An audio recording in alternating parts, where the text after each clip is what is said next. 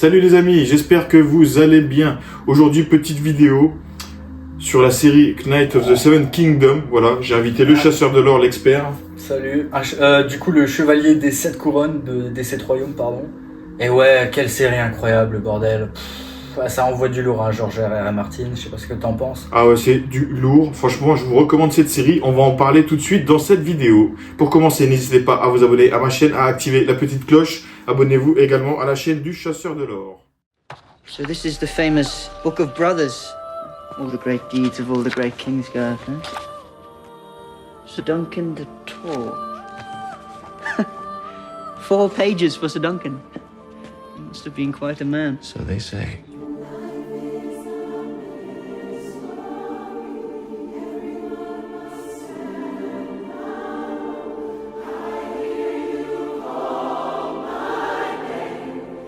Get up, Sam! Get up! Get up, Sir Duncan! Get up, sir! Get up! He's dead! It's over! A true knight always finishes a story. Get up!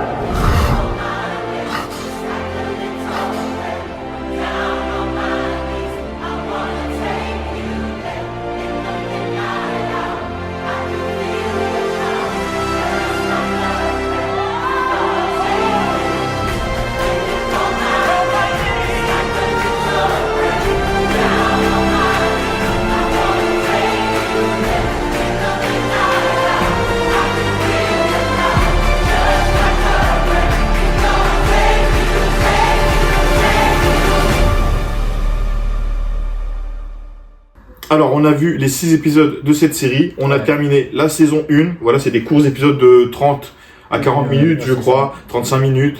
Voilà. Exact. Donc, ça complète le lore de Game of Thrones.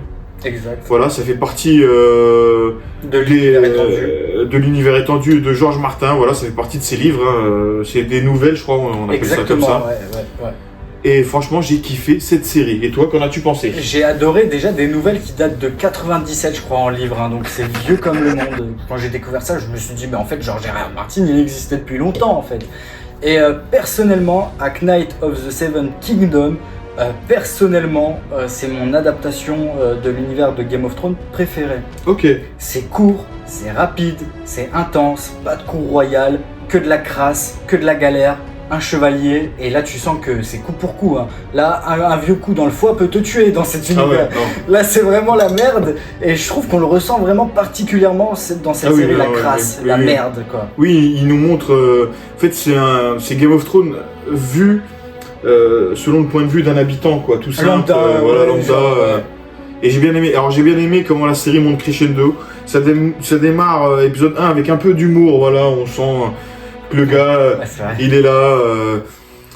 Voilà, il est simplet, c'est Duncan, voilà, on sent que c'est simple, il y a pas de violence, ça démarre doucement. Ouais. Puis arrivé à l'épisode 4, 5, jusqu'à la fin, et là, les combats, ils arrivent, voilà, des combats acharnés, il y a des combats hyper violents, Mais déjà, on est dans une et ère j'ai kiffé. spécial, c'est que déjà on est dans une ère où les Targaryens n'ont plus de dragons, ça se passe après House of the Dragons, et donc c'est un moment compliqué pour eux, et on est en plein dedans juste avant, on aura quand même le roi fou et la rébellion de Robert, Oui, c'est avant le roi fou, juste avant le roi fou. mais c'est la merde en fait pour les Targaryens, c'est le début des ennuis, on nous explique bien ça, et en fait au début on concile un peu ce que George Martin aime, c'est l'humour un peu gras, un peu beauf, un peu dans la campagne, mais Voilà. c'est doux, ça fait du bien, Oui. et en fait dans la manière dont ça va monter, c'est comme tu as dit, ça va être crescendo, d'hyper-violence à ce que c'est la précarité dans Game of Thrones. Oui, voilà, Cupucier en fait. Voilà, ouais, c'est ça, il nous parle du quartier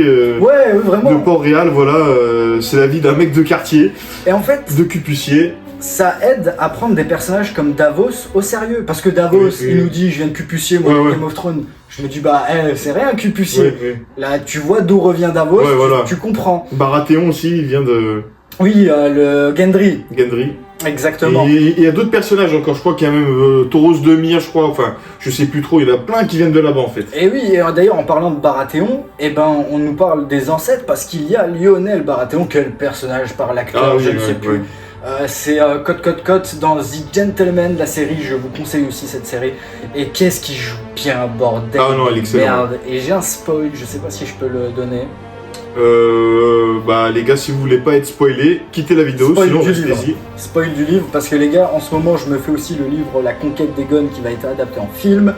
Tout ça pour vous dire que j'ai un spoil, c'est que lui et Ser Duncan, ils sont très proches, c'est des très bons amis, mais tellement ils vont être bons amis qu'à un moment, ils vont devoir se la foutre sur la gueule, quoi. En fait. Ok. Ils vont faire une joute, comme il s'est passé un peu dans la saison 1, ok. mais 1v1 pour régler un peu leurs différends. Ok, c'est bien ça.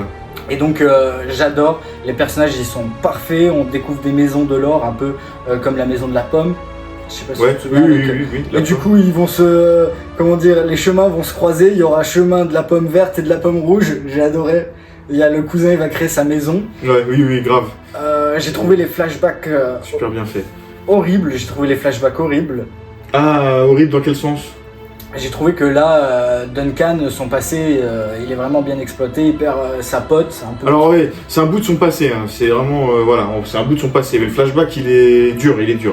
Et en fait, bah, quand on le voit suivre finalement son chevalier, son maître, et ben ça va rappeler tout de suite avec Euf, Aegon 4. Ah non, c'est 5, pardon, Aegon 5. Ouais. Aegon 4, c'est Aegon l'indigne dans les livres, vous le verrez dans House of Dragon. Qui est le frère, en fait, du maître de Château Noir. Voilà, à l'époque de Game of Thrones, 90 ans après. Aemon Targaryen. Voilà. Et donc il y a un autre frère, c'est Aerion, et l'autre c'est Daeron. Daeron, c'est l'alcoolique qui est blond et qui a les visions au début de la série, qui abandonne. En fait, il laisse Euf un peu foutre la merde parce qu'il est alcoolique.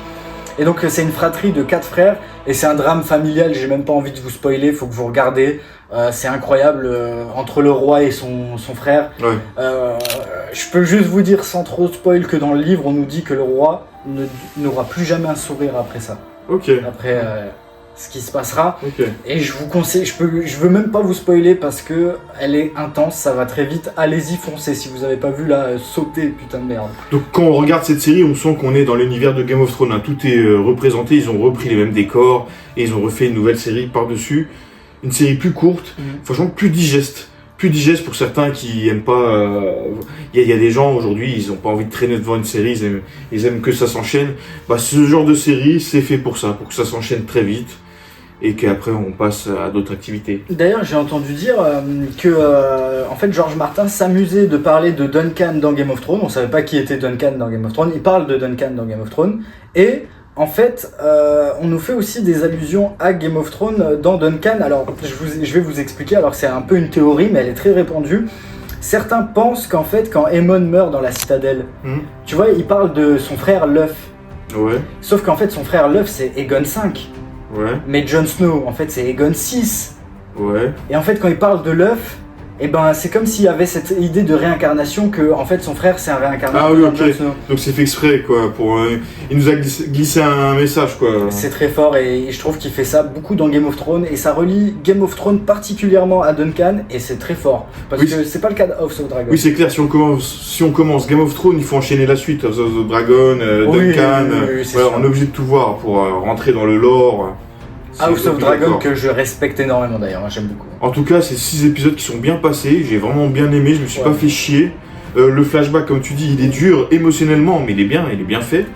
J'ai vraiment kiffé. Les combats, il est énorme, hein. Putain, l'autre il a plus d'œil et tout. Ouais. Mais ce qui m'a plus choqué, spoil les mecs, ce qui m'a plus choqué vraiment, c'est le roi qui arrive normal à la fin. Ouais, oh quel combat, machin. Ah oui, le frère du roi. Oui, voilà, puis finalement, bon, voilà, je vais pas en dire plus, il lui arrive quelque chose, malheureusement. Et c'est très détaillé, c'est très voilà, gore. Et ça m'a choqué, je me suis dit, bah, il va bien le roi, tant mieux, bah non. Ah oui, non, la scène est horrible. Mais conseil, les gars, ne mangez pas devant cette série. Ah ouais, ça vomit, ça chie, vous voyez des œufs partout. Voilà. Regardez cette série après manger. Ouais, vaut mieux. Un mot à dire pour tu recommandes cette série? Mais bien évidemment que une note. Une note. Mais moi c'est dire les gars, je suis pas impartial. Sur 10. Ah mais sur 10, George Martin, t'as le droit de mettre 10 si t'as envie hein. Il a mis pour moi c'est un gros 10. 10 sur 10 t'as le droit. 10 sur 10 parce qu'il est dans un peu la continuité des séries comme d'aujourd'hui, t'as dit, ça Ok, va ouais. très vite, le rythme il est très effréné, ça va vite, et nous on aime ça aujourd'hui. je Oui, pense, oui, les voilà, jeunes. on aime ça, c'est vrai. On aime que ça va vite. Moi, je Donc, donnerais 8,5, 9. Voilà, Très bonne note. voilà, 8,5 ou 9. Mais je trouve que c'est mérité, les décors sont bien faits, les acteurs sont bons, le duo Egg-Duncan, Incroyable. excellent. Donc apparemment, ils vont tourner 3-4 saisons avec les acteurs là, si j'ai bien compris, enfin, Ouais. avec le jeune. Ils vont laisser grandir sur les 4 saisons, forcément. Et j'ai entendu dire que c'est pas parce que c'est écrit comme ça dans les livres, que après arrivé à la saison 5, Egg sera grand. En fait, En fait, oui, ils vont voilà, ça va être J'ai un gros la suite de spoil. ses aventures, mais quand il sera adulte. J'ai un gros spoil, je sais que Duncan et Egg, en fait, ils vont rester très très longtemps ensemble, en fait. Ok. Genre, je crois que Duncan, quand il arrivera à un événement, il aura 77 ans, Ah oui, quand même. et je crois qu'il avait dans la soixantaine, cinquantaine, Egon. Hein. Donc, Ah oui. donc en fait, ils vont rester très longtemps ensemble, et je sais même pas si c'est fini le roman déjà. Il est fini Il est encore en train d'écrire. Il termine les nouvelles, quoi. C'est toujours des nouvelles aventures, en fait. Martin. En fait, ils vivent des aventures Duncan et chaque fois, c'est une nouvelle. Voilà, ils atterrissent quelque part, c'est une nouvelle aventure. Attention, mais ok, mais moi je suis très friand, donc j'ai hâte. Mais en Vraiment, tout cas, j'ai trop hâte. Il compte tout adapter. J'ai même l'impression qu'aujourd'hui, il écrit cette œuvre qui est Duncan pour la série. Enfin, Ah, plus c'est particulièrement son que les impression. autres. Ouais, au début, il a écrit en tant que livre, mais là, les dernières saisons, parce que en fait, il y a que ça jusqu'à la saison 3, c'est adapté en Ouais. roman, quoi. Enfin, jusqu'à la Ouais. saison 3, ils pourront l'adapter. C'est sorti. C'est ça. Voilà. Mais ensuite, pour les prochains tomes, les prochains romans, il est en train de les écrire. Donc, Ok. voilà, c'est comme si il va s'adapter à la série, quoi. Mais j'ai entendu un truc parce que je ne lis pas Duncan malheureusement. Mais j'ai compris qu'en fait Duncan, vu que les livres sont espacés, qu'il a pas tout sorti, bah, le tome 1 c'est ce qu'on vient de voir à la saison 1, mais que la saison 2 par exemple se passe genre 20 ans plus tard. Ok, oui. C'est ce que j'ai cru comprendre. Et si c'est ça, est-ce qu'il va terminer dans le chapitre 4 l'enfance? Enfin c'est un peu, Je sais pas, c'est ouais. un peu d'histoire. Ouais, pour les flashbacks de gosse, c'est mort, quoi. C'est très bizarre. En tout cas, je me pose la question comment est-ce qu'il Comment il va faire, faire. Mais je pense qu'il a un plan derrière la tête. En tout cas, c'est une très bonne série qu'on vous recommande. Ouais, évidemment. On reviendra sur la saison 3 de House of the Dragon qui va sortir au mois de juin. Voilà, on refera une vidéo là-dessus. Exactement. Voilà, on va peut-être faire une vidéo spéciale Game of Thrones. Il y a des chances que ça arrive très prochainement Ok. également. Si ça vous branche, laissez-nous des commentaires si vous avez envie de voir ce genre de vidéo. Voilà, un mot de la fin. Le mot de la fin, bah, ce sera Sir Duncan le Grand, et incroyable. Voilà, donc n'hésitez pas à vous abonner à ma chaîne, à activer la petite cloche. Abonnez-vous également à la chaîne du Chasseur de l'Or.